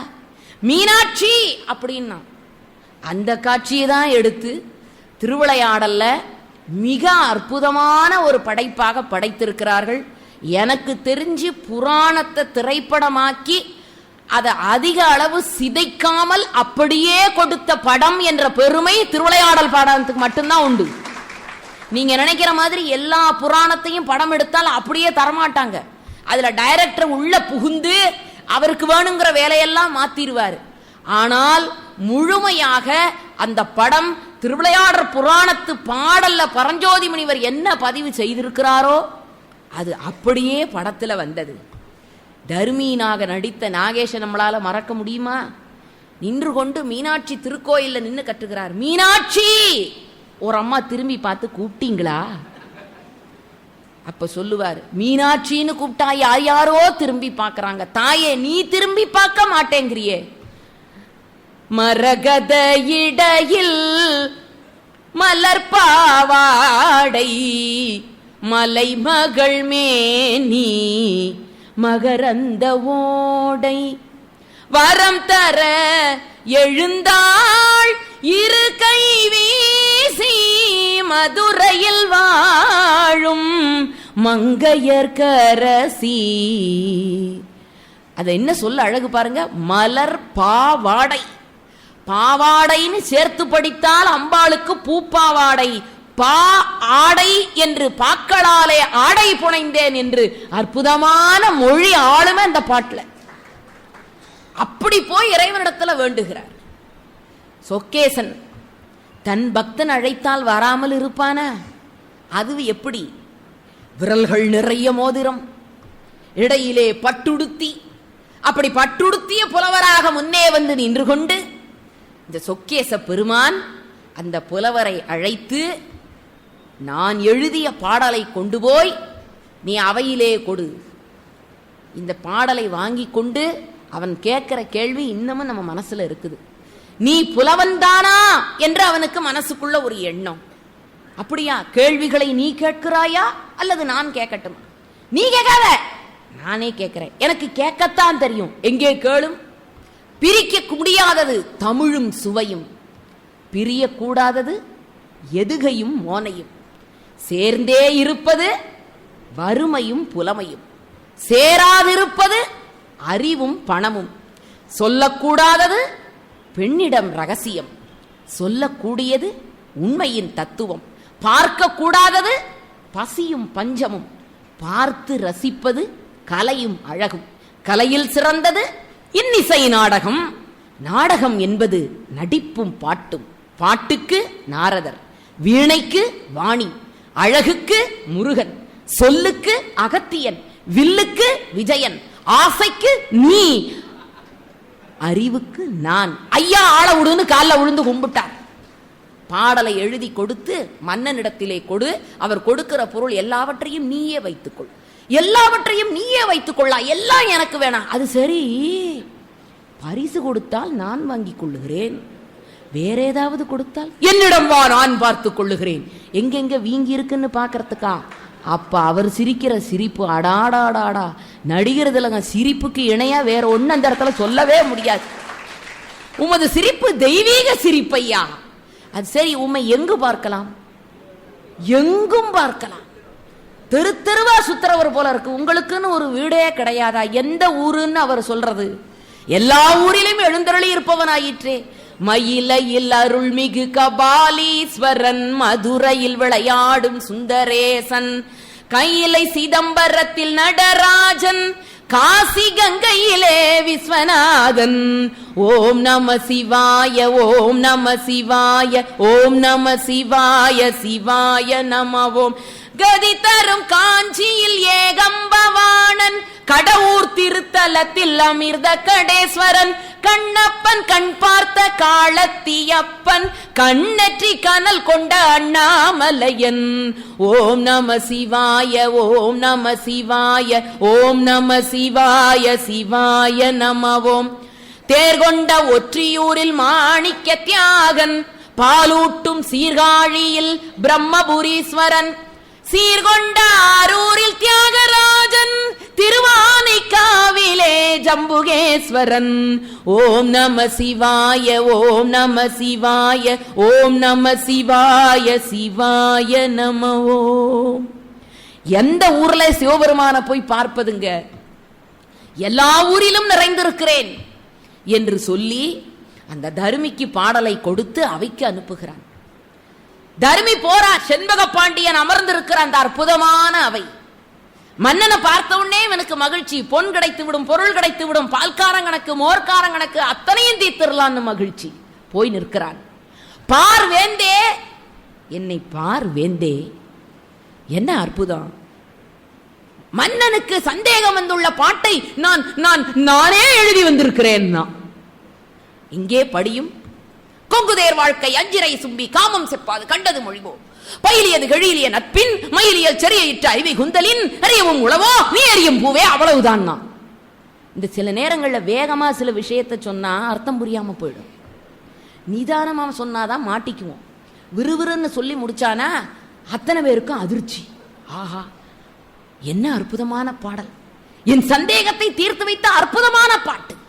நீங்க சினிமால மன்னரே பொருள் கொடுக்கிற மாதிரி அமைச்சிருப்பாரு. இல்ல, மன்னன் சொன்னான், புலவர்களை அழைத்து வாயிலே கட்டி தொங்கவிட்டிருக்கிற அந்த பொன்னை அவிழ்த்து அவர் கையிலே கொடுங்கள் என்று. தருமிக்கு மகிழ்ச்சி. ஓடுகிறான், அங்கே ஓடுகிறான், இங்கே ஓடுகிறான். புலவர்களுக்கெல்லாம் மகிழ்ச்சி. ஆஹா, எங்களால் இயலாத அற்புத கவிதையை இவர் எழுதி கொண்டு வந்தாரே, வாருங்கள் அழைத்து கொண்டு போய் வாயிலே நிறுத்தி அந்த பொற்குவியலை அவிழ்த்து தருமியினுடைய கையிலே கொடுக்க போகிற நேரம், நில்லுங்கள்னு ஒரு வார்த்தை. இது எப்போதுமே நிறுத்துங்கிற வார்த்தை இருக்கு பாருங்க, அது ரொம்ப டேஞ்சரான வார்த்தை. தாலி கட்டுற நேரத்துல தான் அந்த வார்த்தையை சினிமாலெல்லாம் சொல்லுவான். நிறுத்துங்க. அதற்கு தருமிப்பட்ட பாடு தாளம்படுமோ தரிப்படுமோ. என்னையா அழைக்கிறீர்கள்? பரிசை வாங்கி கொண்டு பிறகு வருகிறேன், அதற்குள் என்னையா அவசரம்? அப்பதான் நக்கீரர் என்ற தலைமை புலவர் வருகிறார். இங்கே வாருங்கள், இந்த பாடலை எழுதியது நீர்தானே? இல்ல வேற யாராவது மண்டத்துல எழுதி கொடுத்தா அதையா நான் வாங்கிட்டு வந்திருக்கிறேன். என்னுடையதான் ஐயா. அப்படி என்றால் இந்த பாட்டுக்கு பொருளை சொல்லிவிட்டு பிறகு பரிசை பெற்று செல்லலாமே. அட போங்கப்பா, மன்னருக்கே விளங்கி விட்டது, இடையில் நீர் என்ன? அப்பொழுதுதான் நக்கீரர் சொன்னார், ஐயா இந்த பாட்டில் பிழை இருக்கிறது. பிழையா? இருக்கட்டுமே, எவ்வளவு பிழை இருக்கிறதோ அவ்வளவு பொருளை குறைத்து கொண்டு மிச்சத்தை கொடுங்கள், வாங்கி கொண்டு செல்லுங்கள். எம்பெருமானாரும் இளையவேள் முருகப்பெருமானும் கட்டி காத்த இந்த அருமையான தமிழ்ச்சங்கத்தில் பிழையான ஒரு பாட்டிற்கு எங்கள் மன்னர் பரிசளிக்க மாட்டார். கோபம் பொற்றுக்கொண்டு வருகிறது. புறப்பட்டு போகிறார். இறைவன் மேல் அவ்வளவு கோபம். தவறான ஒரு பாடலை எழுதி தன் கையிலே கொடுத்து விட்டானேன்னு மறுபடியும் போகிறார் சொக்கேசனை சந்திக்க. கத்துகிறான், கதறுகிறான். ஆண்டவன் வந்தபாடில்லை. ஒருத்தன் சொன்னா, கடவுளே நான் மகிழ்ச்சியாக இருக்கிற நேரத்திலெல்லாம் நடந்து வந்து திரும்பி பார்க்கிறேன், 2 அடிச்சுவடு தெரிகிறது. நான் துன்பப்படுகிற பொழுதெல்லாம் நடந்து வந்து திரும்பி பார்த்தால் 1 அடிச்சுவடு தான் தெரிகிறது. இன்பம் என்றால் என் கூட வருகிறாய், துன்பம் என்று வந்தால் நீ கூட ஓடி விடுகிறாயே. கடவுள் சொன்னார், அட முட்டாளே, இன்பம் என்று வருகிற பொழுது உன்னோடு நான் நடந்து வருகிறேன், துன்பம் என்று வருகிற பொழுது உன்னையும் தூக்கி தோளிலே போட்டுக்கொண்டு நான் அல்லவாடா நடந்து போகிறேன். இது புரியாமல் தானே பல பேர் கடவுள்கிட்ட போய், உனக்கு கண் இருக்கா, உனக்கு காது இருக்கா, உன் கோயிலை சுத்தி வந்தேனே, அது ஏன் எனக்கு மட்டும் இவ்வளவு துன்பத்தை கொடுக்கிற? இதே புலம்பல் தான் தருமி. பட்டுடுத்திய புலவா, சத்தத்தை காண, அவனை கூப்பிடக்கூடாது, அவன் இல்லை, வரமாட்டான், நம்பாதே. இருக்கும் இடத்தை விட்டு இல்லாத இடம் தேடி எங்கெங்கோ அலைகிறார் ஞான தங்கமே, அவர் ஏதுமறியாரடி ஞான தங்கமே. ஐயா, சென்னையில மழை வெள்ளம் வந்ததே, எவ்வளவு பெரிய பணக்கார வீட்டுக்காரமா, இந்த கையிலேருந்து இந்த கை வரைக்கும் இப்ப நான் போட்டிருக்கிறேனே இது மாதிரி கடகம், இந்த கையிலேருந்து இந்த கை வரைக்கும் கடகம், கடகம் போட்டுக்கிட்டு அந்த அம்மா பட்டு புடவையை கட்டி இருக்குது. மொட்டை மாடியில சாப்பாட்டுக்கு வழி இல்லாம வானத்துல பறந்து வர ஹெலிகாப்டர்ல இருந்து ஒரு பொட்டலம் விழாதா, ஒரு சொட்டு தண்ணீர் கிடைக்காதான்னு கையேந்தி காத்துக்கிட்டு இருக்கும் பொழுது அவனுக்கு பொட்டலத்தை போடுறானே, அவன் தாண்டா கடவுள்னா. கோயிலுக்குள்ள இருக்கிறவன் மட்டுமல்ல, தொண்டுக்கென்றே அலைவான், கேலிக்கு ஆளாவான், கண்டுகொள்வாய் அவனை ஞான தங்கமே, அவன் கடவுளில் பாதியடி ஞான தங்கமே. கண்ணா பின்னான்னு திட்டி முடிக்கிறான் தருமி. ஈசன் வந்து நிற்கிறார். என் பாட்டில் பிழை சொன்னவன் எவன்? உன் பாட்டன் ஒருத்தங்க இருக்கிறான், யா வாயா, கூட்டிக்கிட்டு போய் நிறுத்துறான். மன்னன் அமர்ந்திருக்கிறார், அமைச்சர்கள் இருக்கிற அவை. என் பாட்டிலே பிழை சொன்னவன் எவன்? எவ்வளவு துணிச்சல் இருக்கணும். அப்ப மன்னனே அலறி பிடிச்சு எழுந்து நின்று சொன்னான், முத்தமிழ் சங்கத்தின் தலைமை புலவர் நக்கீரர். ஓ கீரனோ, தலைமை சங்கத்தினுடைய தலைமை புலவர் என்ற ஆணவத்திலேதான் தவறு கண்டீரோ? என்ன குற்றம் கண்டீர்? மிக அமைதியாக இந்த நக்கீரர் வந்து ஈசனுக்கு முன்னர் நின்று கொண்டு, முதலில் பாட்டை எழுதியது யார்? எவ்வளவு அற்புதமான கேள்வி. கடவுள்கிட்ட போய் இந்த கேள்வி எல்லாம் கேட்ட முடியுமா? கடவுள் சொல்றார், யாம் யாம் இயற்றினோம். எழுதிய நீர் வராமல் இன்னொருவரிடத்தில் கொடுத்து அனுப்பியதற்கு காரணம், அது முடிந்த பிரச்சனை தொடங்கிய பிரச்சனைக்கு வாரும். இது நம்ம நாட்டு அரசியல்வாதிக்கு மிக பொருத்தமா இருக்கும். ஏன் முடிஞ்சு போன பிரச்சனையெல்லாம் பத்தி பேசிக்கிட்டு இருக்கிறீங்க? ஒவ்வொரு நாளைக்கு ஒரு பிரச்சனை வருது இல்ல, அன்னைக்கு அதை பத்தி பேசுவோம், அன்னைக்கு அத்தோட முடிஞ்சிரும், அதுக்கு ஏதாவது தீர்வு காண்றோமா? சிவபெருமான் சொன்னார், முடிந்த கதையை பத்தி பேசாத, தொடங்கிய பிரச்சனைக்கு வாரும். புலவர்க்கு முதலில் பொய்யுரை தேவையில்லை, அதைத்தான் புரிந்து கொள்ள வேண்டும். புரிந்தது புரியாதது, தெரிந்தது தெரியாதது, அறிந்தது அறியாதது அனைத்தும் அறிவோம். அது பற்றி உமது அறிவுரை எமக்கு தேவையில்லை, எல்லாம் எமக்கு தெரியும். எவ்வளவு நீண்ட ஒரு வாக்கு மூலம் வாக்குவாதம் நடக்கிறது ரெண்டு பேருக்கும். ஒவ்வொருவரையாக கேட்கிறார். உத்தம ஜாதி பெண்களுக்கு கூட கூந்தலில் மனம் இருக்காதா? கற்பு கரசிகளுக்கும் கூந்தலில் மனம் இருக்காது. அன்றாடம் பாடலை எழுதுகிறாயே, அதற்கு உதவுகிறாளே கலைவாணி, அவளுக்கும் அதை நிலைதானான்னு கேட்கிறார். கலைவாணி என்ன? என் ஈசனுக்கு பக்கத்திலே இருக்கிறாளே உமையம்மை, அவளுக்கும் அதே நிலைதான். உண்மையாக உண்மையாக, நிச்சயமாக நிச்சயமாக, சத்தியமாக சத்தியமாக என்ன பிறகுதான் நக்கீரா, நன்றாக என்னை பார். நெற்றியிலிருந்து புறப்பட்டு வருது கண். அந்த கண்ணிலே இருந்து வந்த எரிப்பு சாம்பலாகி அடுத்த நிமிடம் முடிசார்ந்த மன்னரும் முடிவில் பிடிசாம்பலாக கிடக்கிறார் நக்கீரர். மன்னன் துடித்து போகிறான். சொக்கேசனுடைய காலிலே விழுகிறான். மூவர் நீ, முதல்வன் நீ, தேவர் நீ, தீர்த்தம் நீ, இறைவா நீதானே இந்த நாட்டுக்கு அரசன், நீதானே இந்த சங்கத்திற்கு தலைமை புலவன், நக்கீரரை காப்பாற்றி கொடுக்க வேண்டும் என்று. அப்பொழுதுதான் ஈசன் மதுரை திருக்குளம் நடுவிலே கோயிலுக்குள் இருக்கிற பொற்றாமரை குளத்திலே நலமுடன் நக்கீரன் எழுந்து வருவான் என்று அருள் செய்ய, நக்கீரன் அந்த பொற்றாமரை குளத்திலே இருந்து எழுந்து வருகிறான். எழுந்து வந்த பிறகு, அதோட நம்ம திரைப்படத்தில் அதோட முடிச்சிடணும். ஆனால் எழுந்து வந்த பிறகுதான் கீர் என்ற அர்த்தம் என்ன தெரியுமா? கீர் என்ற சொல்லுக்கு சொல் என்று பொருள். நீங்க பிள்ளை தமிழ் படிச்சிருந்தா உங்களுக்கு தெரியும். கீரை பருவம்னு ஒண்ணு படிச்சிருப்பீங்க. 10 பருவங்களாக பிரித்து ஒவ்வொரு பருவத்துக்கும் 10 பாட்டு எழுதுறதுக்கு பேர் தானே பிள்ளை தமிழ்னு பேரு. அதுல கீரை பருவம்னு ஒண்ணு உண்டு. அது என்ன அர்த்தம் தெரியுமா? சொற்கள் அப்பொழுதுதான் பிறக்கிற பருவம். குழந்தை ஒவ்வொரு சொல்லாக அப்பதான் அம்மா, ஆ, வா, போ, நட, மடி, கூ என்று சொல்ல தொடங்குகிற பருவம். அதனால அதற்கு பேரு கீர். அதனால அதற்கு பேர் கீரை பருவம். கீர் என்றால் சொல் என்று பொருள். நல்ல சொற்களை சொல்லுகிற காரணத்தினால் அந்த புலவனுக்கு நக்கீரன் என்று பெயர். எழுந்து வந்த நக்கீரர் சிவபெருமான் காலிலே விழுந்து வணங்குகிறார். அப்பொழுது ஈசன் சொன்னாராம், உன்னுடைய அருளை சோதிப்பதற்காக, உன் திறமையை சோதிப்பதற்காகத்தான் நான் வந்தேன். ஆனால் ஒன்று, உன் திறமையை நீ முழுமையாக அறிந்து கொள்ள வேண்டும்.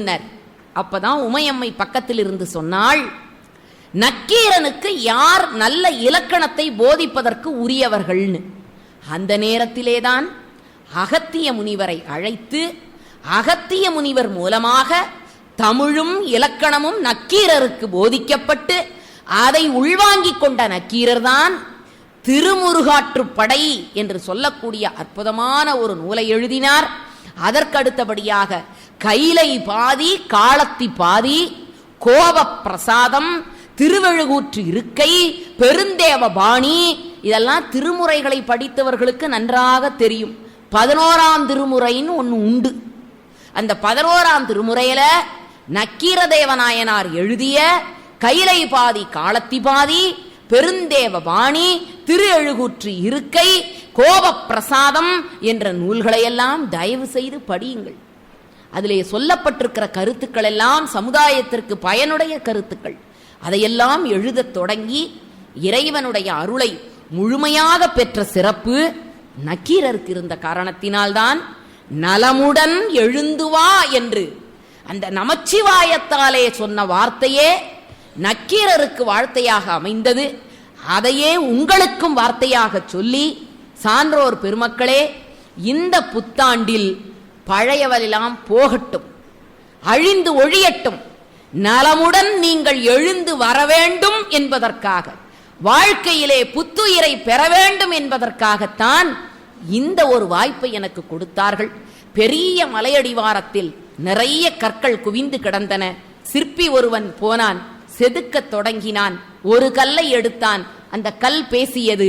உன் உளையின் துன்பத்தை என்னால் பொறுக்க முடியாது என்று கெஞ்சியது. விட்டுவிட்டான். அடுத்த கல்லை எடுத்தான். மேலே தட்டினான், இடையில் தட்டினான், கடைசியில் தட்டினான். அற்புதமான சிலை கிடைத்தது. கோவில் கும்பாபிஷேகம் என்று பெரியவர்கள் எல்லாம் வந்தார்கள். முதல் கல்லை பார்த்தார்கள். இது படியா போடுறதுக்கு சரியான கல் என்று எடுத்துக்கொண்டார்கள். தெய்வ விக்கிரகத்தை பார்த்தார்கள். ஆஹா, இதுதான் இறை திருமேனியாக இருப்பதற்கு செம்மை என்று எடுத்தார்கள். கும்பாபிஷேகம் எல்லாம் முடிஞ்சுது. இந்த படியா கிடந்த கல்லு தெய்வ சிலையை பார்த்து கேட்டதாம், நீயும் நானும் ஒரே மலையடிவாரத்தில் தானடா கிடந்தோம், உன்னை தெய்வம் என்று கும்பிடுகிறார்கள், என் மேல் ஏறி மிதிக்கிறார்கள், தேவை நான் புளிய சோற சாப்பிட்டுட்டு தடவரானே, இது என்னடா நியாயம் என்று கேட்டதாம். அதற்கு தெய்வ சிலை சொன்னது, படிய வேண்டிய காலத்தில் நான் படிந்தேன், சிலையானேன். நீ படிய வேண்டிய காலத்தில் படியவில்லை, படியாகவே கிடக்கிறாய் என்று சொன்னதாம். மார்கழி பெருவிழாவிற்கு வருகிற ஒவ்வொருவரும் படிகிற காலமாக இதை கருதுகிற காரணத்தினால் வெளியிலே செல்லுகிற பொழுது அத்தனை பேரும் தெய்வ சிலையாக செல்லுகிறார்கள். அதற்குரிய முயற்சியைத்தான் அவர்கள் தொடர்ந்து நடத்தி கொண்டிருக்கிறார்கள். சான்றோர் பெருமக்களே, தயவு செய்து திருவிளையாடல் புராணத்தை எடுத்து பாருங்கள். எனக்கு நேரம் இல்லை, ஆகவேதான் நான் ஒரு கதையோடு முடித்தேன். அதில் இந்த சமுதாயத்திற்கு, இன்றைய சூழலுக்கு, இன்றைய அரசியலுக்கு, ஒரு ஆட்சித்தரத்திலே இருக்கிறவனுக்கு எப்படி வாழ வேண்டும் என்ற கருத்தை, பழியஞ்சு படலம் என்ற ஒரு கருத்து இருக்கிறது. ஒரு கதை வாய்ப்பு கிடைத்தால், இறைவனுடைய அருள் கூட்டி வைத்தால், இந்த குழுவினருடைய அனுமானம் எனக்கு கிடைத்தது என்று சொன்னால், அடுத்த ஆண்டு கண்டிப்பாக திருவிளையாடற் புராணத்தினுடைய பழியஞ்சு படலத்தை மட்டும் நீங்கள் எடுத்து படித்தால் போதும். இன்றைக்கு பொறுப்பை ஏற்றுக்கொள்ளுகிற ஒரு எம்எல்ஏவாக இருக்கட்டும், ஒரு பாராளுமன்ற உறுப்பினராக இருக்கட்டும், திருவிளையாடற் புராணத்தினுடைய பழியஞ்சு படலத்தை படித்துவிட்டு அவர்கள் வாழ்க்கையிலே அதன் மீது சத்திய பிரமாணம் எடுத்துக்கொண்டால் வாழ்க்கை செழிக்கும். அப்படி ஒவ்வொருவனும் தான் செய்யக்கூடிய காரியத்தில் பழி வந்துவிடுமோ என்று அஞ்சி செம்மையாக பணியை ஆற்றினால் நாடு செழிக்கும், ஊர் செழிக்கும் என்று சொல்லி இருக்கிற அந்த திருவிளையாடற் புராணம் 3 காண்டங்கள், 3000 பாடல்கள், அத்தனையும் படியுங்கள்.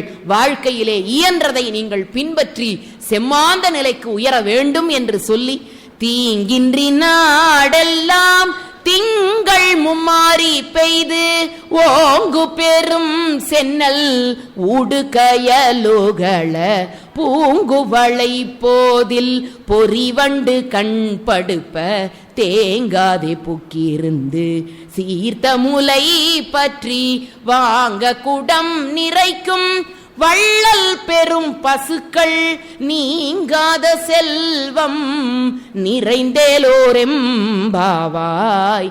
அப்படி அத்தனை செல்வமும் இந்த சேலம் மாநகரத்திற்கு வாய்க்க வேண்டும் என்று சொல்லி மதுரையும்பதியிலே இருந்து புறப்பட்டு எந்த இடிபாடுகளிலும் மாட்டிக்கொள்ளாமல் பேருந்திலே வசதியான இடத்திலே உட்கார்ந்து நிறைய செய்திகளை கேட்டுக்கொண்டு ஆங்காங்கே கைதட்டி உற்சாகப்படுத்தி மறுபடியும் சேலம் அம்மாப்பேட்டை மார்கழி பெருவிழா மண்டபத்திலேயே உங்களை இறக்கி விட்டு விட்டேன் என்ற மகிழ்ச்சியோடு உங்களிடமிருந்து விடைபெறுகிறேன். நன்றி, வணக்கம். இந்த தகவல் உங்களுக்கு பிடிச்சிருந்தா லைக் பண்ணுங்க, உங்க ஃப்ரெண்ட்ஸுக்கு ஷேர் பண்ணுங்க, மறக்காம எங்க சேனலுக்கு சப்ஸ்கிரைப் பண்ணுங்க.